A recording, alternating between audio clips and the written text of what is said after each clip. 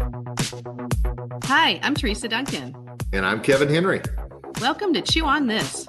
We are excited to bring you our views of current topics in the dental industry and put a little different spin on them, giving you something to chew on. If you need to jump off, be sure to check the show notes for links as well as how to get in touch with us. And now, let's give you something to chew on. And we are back with another edition of Chew on This. K-Dog, what's up? Teresa, I was waiting to see which way the melody went that time. I was trying to do the whole bing bong bing, but you got me. So, always good to be in your presence, my friend. I'm excited for today. Yeah, we've got some very interesting stories today, and I never even know where the melody's going, Kevin, so don't be disappointed. I didn't know where it was going either, so it's all right. So, you know what, though? We were talking about our stories. Last time we were in Britain, Yes. And then I thought, okay, where can we go next? And you did not surprise. So where the heck are we going? You know I love me some Africa. You know I do. Yes. Shout out to all my friends there in South Africa. But we're going to go a little bit further north from there and into Kenya. How about that? Kenya. All right. So, Teresa, I believe you have heard of the Tsavo Lions. Indeed. Yeah. So I know there was a movie that you liked about that episode in history, shall we say? Yes, The Ghost in the Darkness, which is stars Val Kilmer and Michael Douglas. I would say the hottest Val Kilmer. So that's important that I quantify that for or qualify that for our female listeners. More than the very Batman? hot. More than the Batman? More than the Batman? Yes. Really? I think this is prime Val Kilmer, definitely. Okay. All right. And then even more than what was that dude when he was in Top Gun? Oh, and Ice, of course. The Ice yeah. Yes. So that's probably second hottest Val Kilmer, and then Tombstone. Even though he was dying, I still think he was pretty hot. So I know. Sorry, I know people are like, "What the heck?"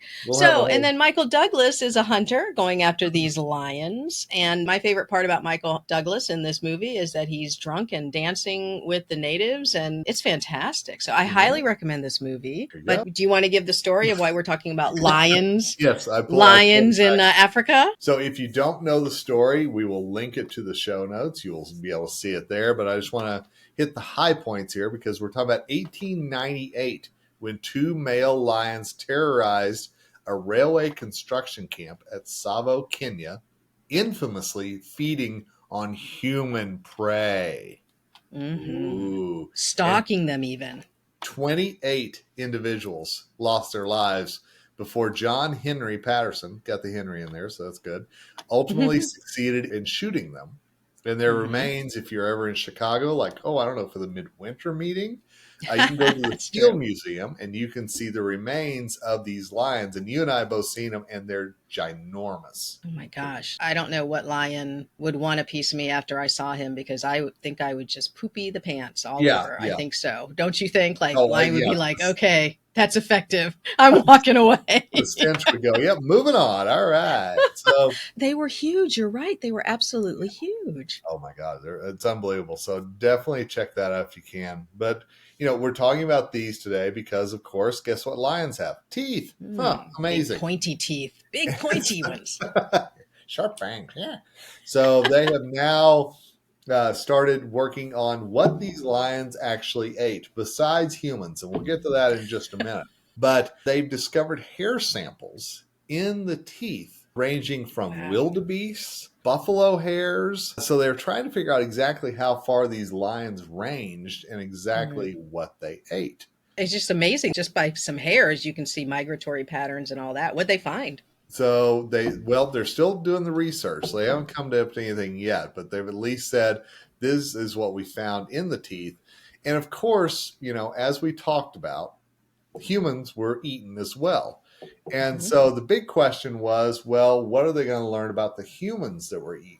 And I thought it was very interesting that they said that they're really not going to divulge much on the humans that were actually eaten. So, of course, one of the big things that's asked is about the human hairs and the human DNA that was found in these teeth. And what they have said is the presence of human hairs required a careful ethical approach. Researchers chose not to perform extensive genetic analysis on these samples, mindful of the potential ongoing regional ancestral connections. And one of the things that you need to know about Tsavo history, and I learned this looking it up, is that Tsavo is referred to by many in that region. Tsavo can be made into slaughter. The meaning can mean slaughter. And they talked about this area was very used often by trans-Saharan slave traders and their captives. So obviously you could have people who were working at this railroad who weren't necessarily living there, but were migratory and brought in because of the slave traffic. So it sounds like that's one of the reasons why they're not going to touch on the human side of things with this. So it's really interesting, though, because if you think of all of the railroad tracks that have been laid in that time period, even up until recent, like you had to bring in people who were willing to do that kind of work, and slave labor was used. I mean, you've heard me joke about this. Me being Asian, I joke all the time that my people built the railroad tracks across America, and that's wrong. pretty true. Yeah, it's pretty true. And in the movie, there were a lot of Indians, not necessarily Africans. So there were Indians that were brought in to build the trains and lay the tracks and the bridges. And it wasn't just tracks, it was bridges. Like it was a lot of bridge making. And that was apparently, according to, and I did some research on this back when I watched the movie, like when you were a bridge maker, a bridge designer, that was like you were a big shot. Very big shot in British society. And so it was a very big thing to be appointed to that. And so this guy, who was played by Val Kilmer, he needed to stop this or he would have been in ruins, having to go back. I mean, honestly, I would have been like, we need to stop this because I don't want to die. But he wants to stop it because he doesn't want to go back and his family be embarrassed and all that kind of stuff. And that was pretty interesting to read. But I got to go back. So the ethical thing, I feel like I understand that, but I also don't agree with it. Like so many people are doing their DNA testing, they're tracing genealogy. Like what's to say that one of those hairs is somebody's relative and they're trying to find out, like we never knew that, Uncle John, way back when, what happened to him? He went off to Africa and we never heard from him again. I mean, I don't know though, but then there's part of me is like, do I want to know he got eaten by a lion though? I think we're all fascinated by, and I go back to the Titanic. I go back to these disasters that have happened through the years and, so-and-so was on the Titanic, and I think if you trace your lineage back to say my ancestor, we all have ancestors who were lost in wars or whatever it might be. I mean, tragic endings. So I'm like you, I put it in if my great uncle was shot during World War I, it's still a tragic end. And I'd still like to know that he's buried in France or wherever it might be. So I agree with you on that. Well, and wouldn't you make up a really amazing story? Like, yeah, my uncle way back when, he wrestled that lion. Yeah, he got a couple slices in before it went down. Yeah, that's exactly how I would play it. How many times have we done two truths and a lie whenever you're trying to introduce yourself to people? That's right. That would be a fantastic one. My great uncle was eaten by lions. I mean, come on. I mean, you would win it every time. You would win every time. There's no way that. Oh, there is. Actually, yes. So do you think it's because they don't want people to know that they came from slavers or that it's a proven fact that slavers were used? What do you mean by when you said the area history? Yeah. So my opinion, is that I think we all, no matter where you live, we all look back at slavery as a horrible time. And certainly this was a horrible time. And still going on too, might add, still going on. Absolutely. And I think that a lot of times, we're very hesitant to bring up anything that has to do with that time. I think I've told you, the Tulsa race riots that went on. I lived near Tulsa and grew up near Tulsa. I didn't know anything about the Tulsa race riots until I was in college, even though it happened 15 minutes from me because nobody wanted to talk about that. And I think sometimes we've got to talk about the hard things so that they don't happen again and so that history isn't lost. So that's just my perception is I know some people get very uncomfortable talking about, well, this person was killed because they were in the area brought in by slaves.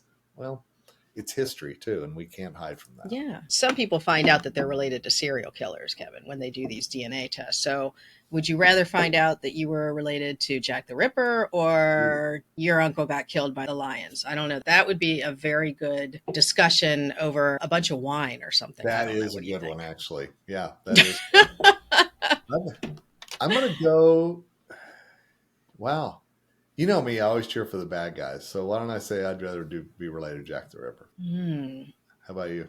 Oh, now I got to look at you differently. Like, I don't know if I want you walking behind me now. I don't know. I'm a little nervous. Just a beep, beep, beep. It's fine. Don't worry. Psycho Kevin Henry. Let me call Dana and make sure she's okay. Like every Don't day. do that. No, don't do that. It's fine. So anyway. Dana, you ever notice any knives missing or anything? Like, what's going on there? So, but goodness. anyway. Okay, so we do have sort of a connection to our next trip, and we're going to stay out of the US for right now. And we're going to actually head back to London because obviously I'm a little bit obsessed with London in the last couple episodes. And there is the connection that it was the British that did build these railroads and bridges. And so we're going to go into Britain. And I think that people are sort of aware of this, Kevin, but I'm not sure if it's top of mind. But the British dental system is a mess. It is just a mess. It is broken. It is people, the way it works basically is that everybody has benefits, for this, I think 2 cleans a year or something like that. It's not a lot. So it's free and they pay for it through their taxes. However, what's happening now is when you are trying to sign up for a new dentist as a new patient, it is now up to a 2-year wait and maybe even more in some areas. Wow. So what that means, though, is that people who have a dentist assigned to them, because now you got to get them assigned. Once a dentist is assigned to you, if you move, you shouldn't let go of that dentist because you may not get a new dentist. And so you have a lot of people traveling. And the one headline that I was looking at was this person is traveling 4 hours to see their dentist because they couldn't get a new dentist for another 2 years. And so when you factor in the cost and a train ride to go and get your free cleaning, and one of the people in the articles was saying why, or what in the comments of the article was saying, why wouldn't you just sign up for private insurance? It's going to cost you the same as that train ride and you have, better benefits. And so there is the private insurance side that you can purchase, but it is out of your own pocket.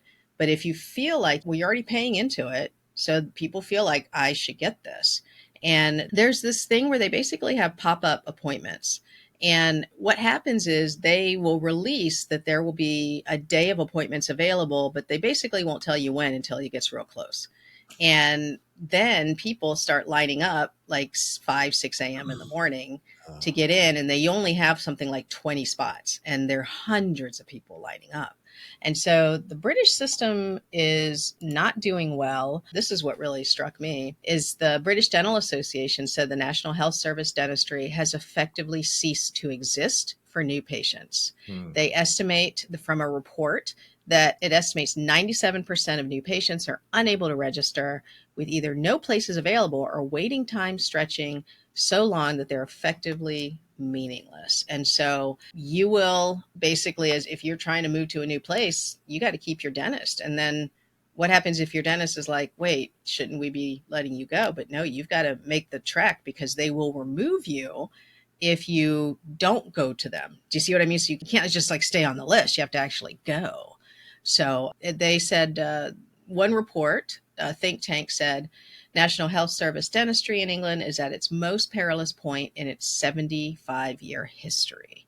So, K-Dog, what happens if you're traveling in England? You and the lovely bride, Dana, you guys go traveling a lot. What would happen if you had a toothache? You'd have to basically bribe your way in somewhere, right? It sounds like it. I mean, I'd have to flash the "Do you know who I am" card, maybe, and I don't know, but yeah, it is interesting because we talked about Canada in a recent podcast and what some of the changes that they're going through, and I know that was one of the things I heard while I was in Toronto at the Ontario Dental Association meeting. Is we don't ever want to be like Britain whenever it comes to this. So this is becoming a very cautionary tale, I think, for a lot of countries out there because again, as we've discussed, demographics are changing. A lot of things are changing. But if you have to get on a train ride for 4 hours to get to your cleaning, just to make sure you don't lose your dentist, that's crazy to even think about.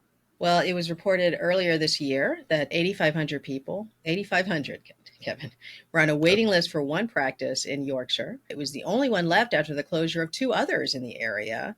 And those that were wishing to register faced a wait of, you ready for this? 8 and 9 years. 8 and 9 years. And in February, there was actually a problem. The police were forced to intervene after hundreds of patients descended on a brand new dental practice in Bristol. So they threw open the doors, and then immediately got mobbed. And so the police had to get involved in that. They got pictures here of like just tons of people waiting outside. And then they have a list of, best areas, worst performing areas. And I don't know those areas, so I don't know if there's demographics, anything that can be read from that demographically. But they did notice our fantastic interrupter COVID is the one that really dealt a death blow to this, creating a backlog of about 40 million appointments when they were shut down. And here's the other thing that you're going to hear about, because this is the dentist side of it. Dentist take-home pay has fallen by 40% since 2010. And the UK now has fewer dentists than its European neighbors, with only 54 dentists per 100,000 compared to 77 in Italy and 82 in Germany. And so I'm guessing if you can get on a train to Europe, anywhere else in Europe other than London, you're going to be seen. Very, very sad. And I'm really sad to see that, because this also means kids, right? And, first of all, kids in pain, I don't like to think about that, but sometimes kids have cosmetic issues that if they don't get fixed, other kids tease them about it, and it becomes a real issue. So that's a problem. So I don't know if this means that the private market over there is just going to burgeon and get, very busy, or what. I will tell you, I've seen countless articles out of London, out of the UK, where people are taking the pliers and pulling out their own teeth. They're doing their own thing because that's the choice they have, They've really gotten to that. And it's sad. I agree with you completely. I mean, it's horrible that we get to the point in a modern society that we have to resort to very medieval ways to alleviate pain. No doubt about that. Oh, yeah, I don't like to think about that. Well, I want to leave everybody on a better note than what I just brought them, because, I am known for bringing the pain, whether it's insurance or, British dental news. So let me share my screen here. But for those of you who are not on video, I want to let you know about this dental mascot in Batavia, which is outside of Buffalo. Nice. Look at Con. And so I thought, yes, Con. Con has been in the office since he was a puppy. And about 4 years ago during COVID, they started talking and decided Dr. Sokolovsky said that it is time to bring in a therapy dog, and Con makes people happy. We'll link this in the show notes, but people come in, there's a video so you can see Con in action. And I hope that we see more therapy dogs. One of the kids said that every time they go in, they know they get to pet the dog. So they're very, very excited about that. And then one patient said, it's really cool to get your teeth worked on and have the dog smiling at you, which I thought, oh, dogs do smile. I know they say that they don't, but I kind of think they do. Oh, I think they do. But, it's not like cats that just look at you and play in your death. I mean, I'm just throwing it out there. Dogs smile. I think there's a reason you don't have therapy cats in dentistry. Like, you would just be sitting there getting work done. All of a sudden this paw would just come out of nowhere, like, just swiping at you. Yeah. Terrible. Just terrible. No, good for Con, good for all the therapy dogs out there, keeping all of us in the loop. And maybe that's what Britain needs. There's just a whole lot of therapy dogs while people wait in line to hopefully get a dental appointment. Absolutely. So good luck to the UK and all the patients. And we brought it home to the States. So we landed in Buffalo and we're good to go. So dear listeners, as always, dear listeners, December 12th, webinar K-Dog and I are doing Chew on This, Industry Trends. We invite you to join us, right? Link in the show notes. Absolutely. Link in the show notes. We will probably talk some international stuff, but I guarantee you, Teresa and I are doing a lot of homework to let you know exactly what you need to know about your practice and what's going on around you and coming in 2025. Absolutely. And you know what? If any of you have therapy dogs in your office, if you want to send them in, I think it'd be kind of cool if we threw up a therapy dog every now and then on a podcast. We'd love to see them. Absolutely. Yeah. Would love it. All righty. Dear listeners, thank you so much for spending your time with us. And that's a wrap for this episode of Chew on This. We hope you laughed and learned a little. Check out the show notes for any links we mentioned, and don't forget to give us a rating on your podcast app. Feel free to drop us a comment on social media or by email if you have any suggestions for future topics. We'll be back in about 2 weeks. See you then.